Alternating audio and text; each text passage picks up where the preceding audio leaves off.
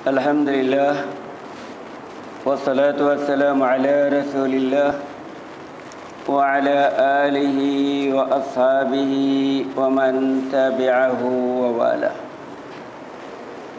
Sekali lagi kita memanjatkan syukur kepada Allah yang telah memperkenankan kita meneruskan majlis ilmu kita pada tengah hari ini dalam keadaan kita meneruskan iktikaf kita.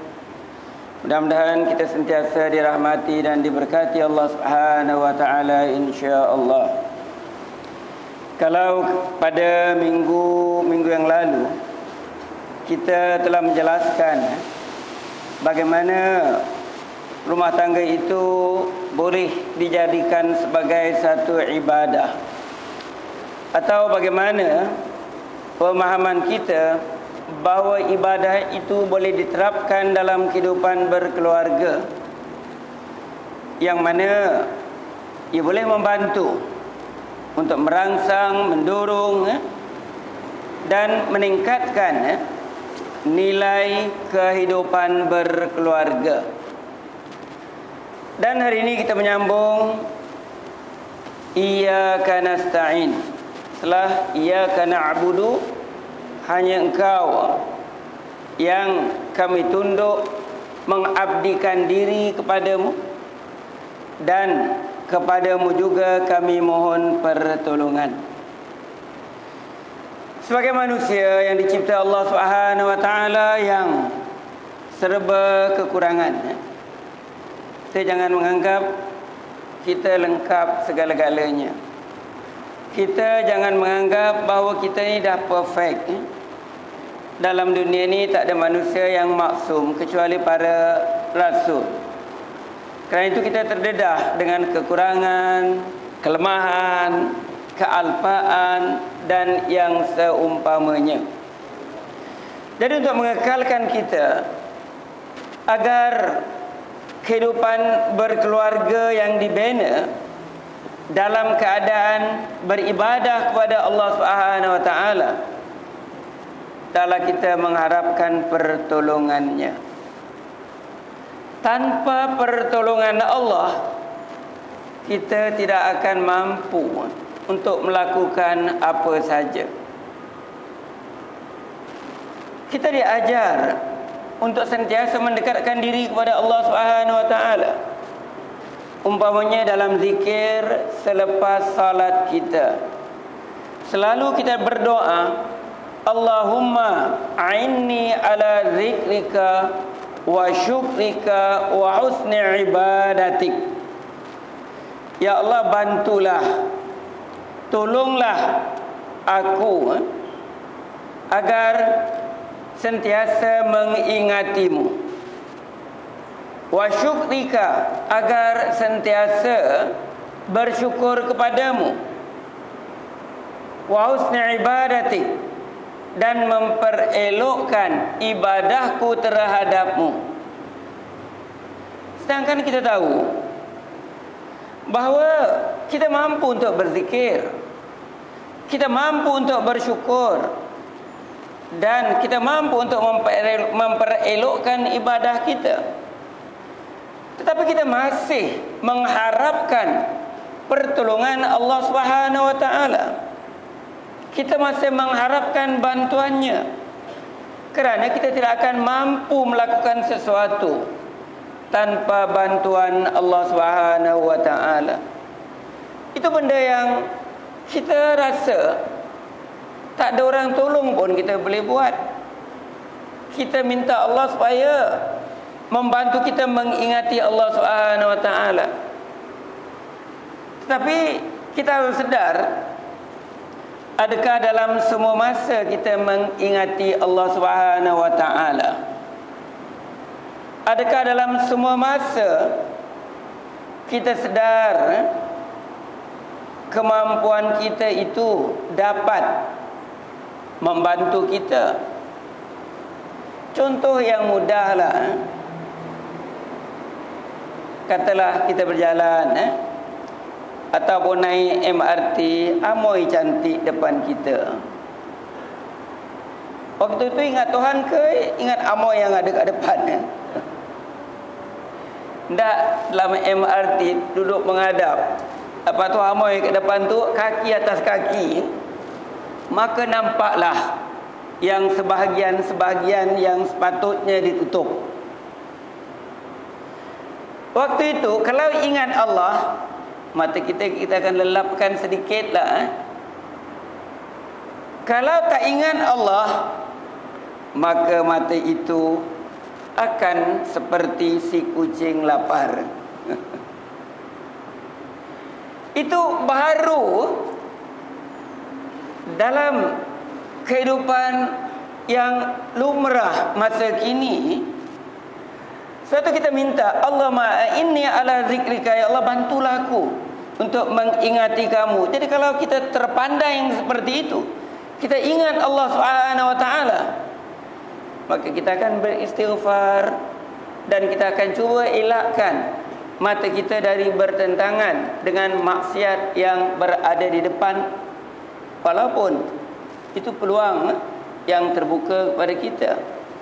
Di waktu yang sama, peluang untuk syaitan mengkhayalkan kita sehingga melupakan Allah Subhanahu wa taala. Banyak contoh manusia melupakan Allah Subhanahu wa taala. Kadang-kadang bila kita berhadapan dengan nasi yang sedap agaknya, perut dah lapar, pukul 2.30 baru makan. Bismillah pun lupa agaknya. Main rentap aja. Kerana lapar membuat kita lupa kepada Allah Subhanahu wa taala. Jadi kalau dalam keadaan yang kita mampu mengawal, kita masih mengharapkan pertolongan Allah Subhanahu wa taala, apatah lagi dalam kehidupan suami isteri dan anak-anak yang melibatkan beberapa manusia yang kadang-kadang mempunyai pandangan yang berbeza. Dan dalam doa itu juga kita minta kepada Allah Subhanahu wa taala, wa syukrika, supaya bersyukur kepada segala nikmat yang Allah Subhanahu wa taala kurniakan. Pernah kita huraikan waktu kita menyebut alhamdulillahirabbil alamin, waktu kita membaca ayat kedua daripada surah Al-Fatihah. Hal ini telah dijelaskan, kita ulang semula. Bila kita meminta Allah Subhanahu wa taala supaya kita dibantu untuk mensyukuri nikmatnya, nikmat Allah Subhanahu wa taala kepada kita terlalu banyak. Dalam Al-Quran Allah Subhanahu wa taala jelaskan, wa in a'udzubillahi minasyaitonir rajim wa in ta'uddu ni'matallahi la tuhsuha. Sekiranya engkau menghitung nikmat-nikmat Allah, nescaya tidak terhitung oleh kamu. Jadi syukur kalau ada dalam diri kita sentiasa, kita akan menghargai setiap nikmat yang Allah Subhanahu wa taala kurniakan. Kita akan memanfaatkan nikmat kurnia Allah itu untuk mendekatkan diri kepada Allah Subhanahu wa taala. Sebagai contoh, katalah kita syukur ada isteri agaknya dah 30 tahun, 40 tahun. Kita bersyukur kepada Allah kerana mengekalkan kehidupan berkeluarga kita. Kadang-kadang bila dah ujung-ujung jalan, ujung-ujung kehidupan, syaitan akan bisikkan kat telinga, kau tengok bini kau tu dah berkedut pipi dia, kau tengok rambut dah putih semua. Ni syaitan bisikkan pada kita lah. Tapi kalau kita bersyukur kepada Allah, nasib baiklah aku dapat dia. Kedut-kedut pun masih juga bini aku. Kedut-kedut masih rajin menjaga aku. Cuba tidak bersyukur, iya tak iya juga. Dia dah kerepot, baik aku cari yang muda. Itu kalau tidak bersyukur. Orang kadang-kadang lelaki ni, dia nampak isteri dia yang kerepot aja, dia terlupa muka dia yang kerepot. Pasal dia tengok depan, jadi dia tengok isterinya dah berkedut lah, apalah, gigi dah jatuh lah, dia lupa diri dia. Dia ingatkan dia macam dulu juga. Pagi tadi ada seorang pelajar bertanya kepada saya lah. Dia kata ada hamba Allah yang dikenal dan rapat, Kemudian istrinya baru meninggal. Laki-laki ni sebagaimana saya jelaskan, selagi kelopak mata boleh diangkat, keinginan terhadap wanita itu tetap ada. Jadi lelaki ni baru kematian isteri, memanglah kalau baru kematian isteri rasa kosong, rasa sunyi, kemudian dia nak cari yang lain lah. Dia cari yang lain, tetapi tidak dicari dengan betul lah. Kerana peluang di depan mata dia ada. Maksud saya, dia duduk di rumah seseorang yang rapat dengan dia,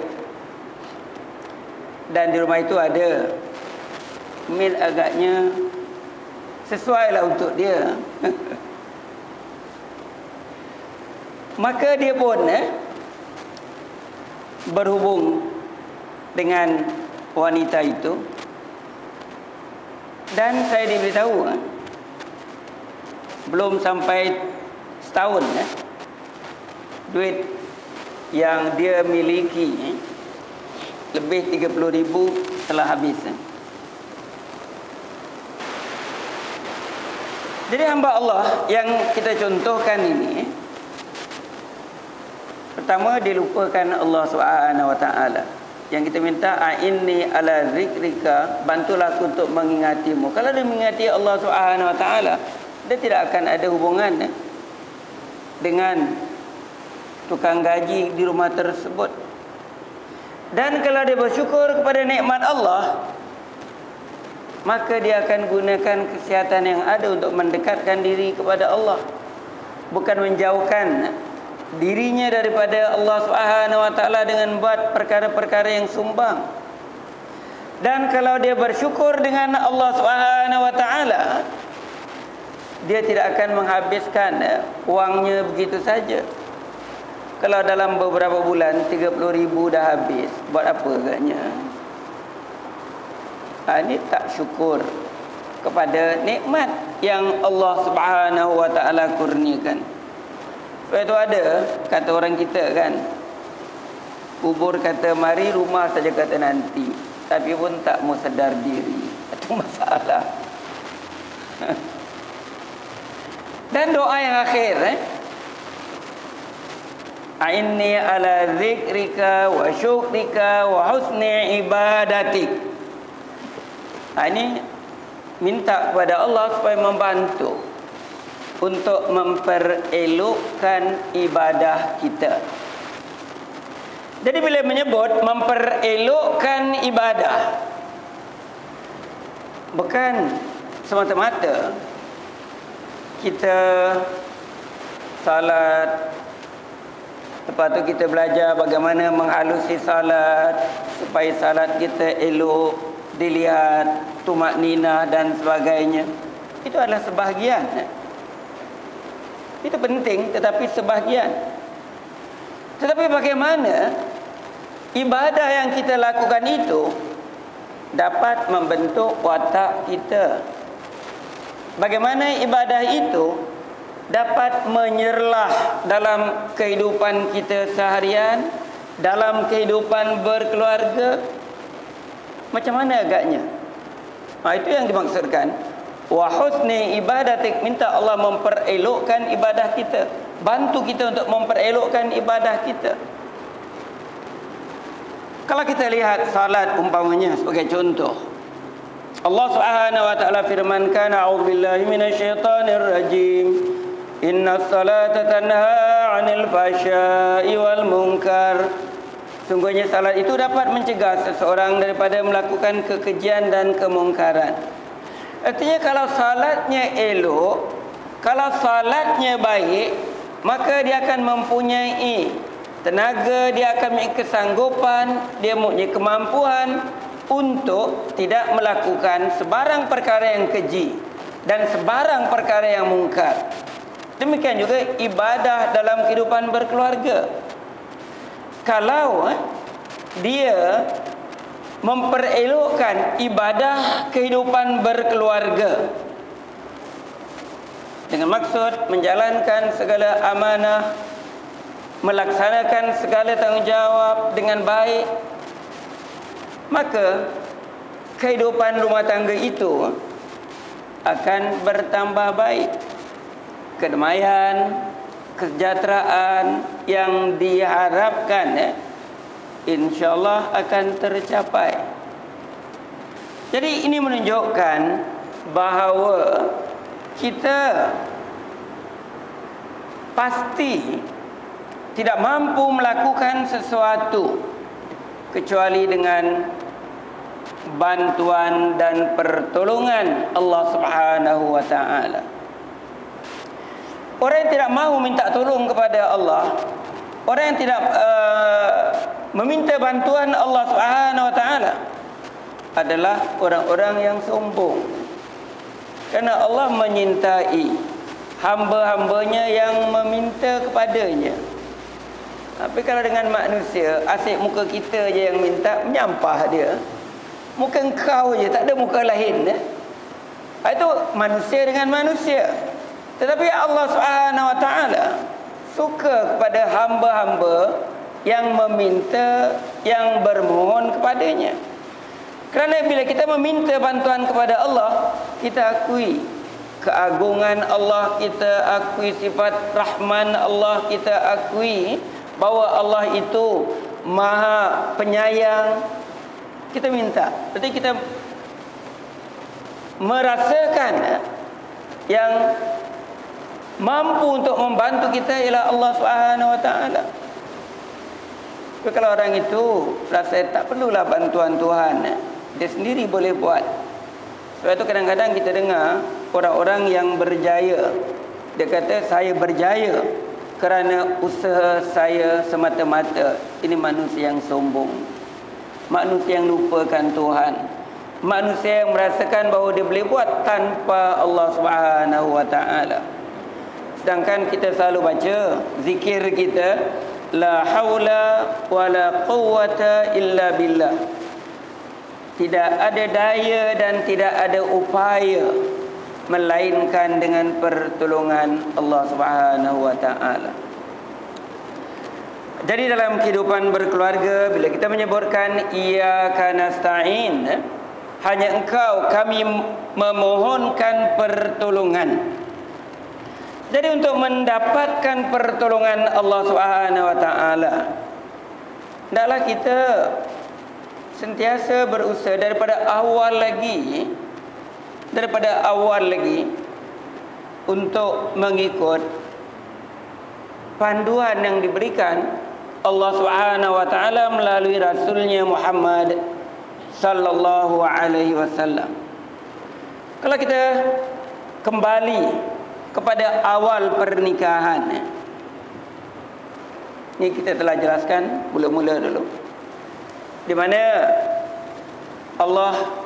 Rasulullah sallallahu alaihi wasallam bersabda, "Fadfar bidzatid din, taribat yadak." Hendaklah kamu memilih yang beragama ad-din, nescaya selamatlah kamu. Untuk membina sebuah rumah tangga yang mudah mendapatkan pertolongan Allah, kita mesti menolong diri kita terlebih dahulu untuk mengekalkan sebuah rumah tangga yang dibina. Mestilah suami dan isteri itu mempunyai asas agama yang sesuai untuk bersama menuju kebahagiaan, bersama mencari keredaan Allah. Tapi kalau seorang suami umpamanya dia memilih seorang yang kurang agamanya, atau seorang isteri yang sedia, seorang wanita yang sedia menerima lamaran lelaki yang agaknya pegangan agamanya tidak kuat, seperti orang yang baru convert, sama ada yang convert yang baru meluk agama Islam tu si perempuan atau si lelaki, tentunya cabaran yang dihadapi adalah besar. Berbeza dengan mencari mereka yang telah diasuh, ditarbiyah dengan baik oleh keluarga. Kalau dua-dua mempunyai ukuran ataupun persamaan, itu lebih mudah. Walaupun demikian, dia masih mengharapkan pertolongan Allah. Dan pertolongan yang lebih banyak diperlukan, bukan saja daripada Allah Subhanahu wa taala, malah daripada semua anggota keluarga. Jika pasangan yang dipilih itu agak tidak seimbang. Ini yang banyak berlaku dalam masyarakat kita. Jadi kalau tidak seimbang, yang jadi pemimpin itu hendaklah menunjukkan kepimpinan yang baik, yang boleh menjadi contoh, yang boleh merangsang, yang boleh mendorong, kerana kita kaitkan perkahwinan itu adalah ibadah. Dan kalau si wanita pula yang lebih baik daripada yang lelakinya, maka dia perlu bekerja keras. Kerana kadang-kadang lelaki ni ego dia besar sikit. Jadi kalau si suami isteri je nak ingatkan suami, lama-lama suami merasakan ego dia terjejas. Akhirnya dia katakan, dia akan cakap pada isterinya, sejak bila kau jadi ustazah, kau nak nasihatkan aku je. Ni boleh berlaku dalam kehidupan berkeluarga. Sebab tu dalam keadaan yang seperti ini, keluarga memainkan peranan penting. Sebab itu dalam surah Muhammad ayat 7 terdapat firman Allah Subhanahu wa taala, A'udzubillahi minasyaitonir rajim. In tansurullaha yansurkum wa yutsabbit aqdamakum. Kalau kita kaitkan ayat ini dalam kehidupan berkeluarga, betapa benarnya firman Allah Subhanahu wa taala ini. Ayat ini bermaksud, sekiranya kamu menolong Allah, nescaya Allah akan menolong kamu dan dikukuhkan pendirian kamu. Tentunya Allah Subhanahu wa taala tidak mengharapkan pertolongan kita. Allah tak mengharapkan. Tetapi perintah ini balik kepada kita. Apa juga yang manusia lakukan, faedahnya balik kepada manusia itu sendiri. Kalau itu larangan Allah, bila manusia meninggalkan larangan tersebut, faedahnya balik kepada diri dia sendiri, tidak balik kepada Allah Subhanahu wa taala. Dalam sebuah hadis, maksud sebuah hadis, Rasulullah sallallahu alaihi wasallam bersabda, sekiranya semua manusia di dunia ini menyembah Allah Subhanahu wa taala, tidak akan terangkat sedikit pun darjat Allah Subhanahu wa taala. Dan sekiranya seluruh manusia yang ada mengingkari Allah Subhanahu wa taala, tidak sedikit pun darjat Allah ataupun kemuliaan Allah akan menurun. Jadi perintah Allah balik kepada manusia. Sebab itu dalam ayat ini, in tansurullah yansurkum. Sekiranya engkau menolong agama Allah, artinya kalau engkau jalankan perintah Allah, kalau engkau melakukan usaha-usaha dakwah, menasihatkan orang, kalau engkau memperbaiki diri untuk meningkatkan keimanan, nescaya Allah akan menolong kamu. Bukan kita nak menolong Allah Subhanahu wa taala kerana Allah itu maha perkasa, Allah itu maha gagah, Allah itu maha sempurna kemuliaannya. Jadi Allah tak perlu pertolongan kita. Jadi ayat ini adalah balik kepada kita. Jadi kalau umpamanya dalam rumah tangga, si suami tadi memilih isteri yang baik, maka seperti dia menolong agama Allah untuk membina sebuah keluarga yang baik, dan ini akan memberikan faedah kepadanya. Demikianlah juga sebaliknya. Jadi pertolongan Allah Subhanahu wa taala akan datang kalau kita menolong diri kita terlebih dahulu. Menolong diri dengan mematuhi perintah Allah Subhanahu wa taala. Dan Allah tidak pernah memungkiri janjinya. Wa yusabbit aqdamakum, dan Allah akan memperkukuhkan kedudukan kamu. Ini yang dijanjikan Allah Subhanahu wa taala. Sebab wa iyyaka nasta'in, kita minta pertolongan Allah Subhanahu wa taala terlebih dahulu.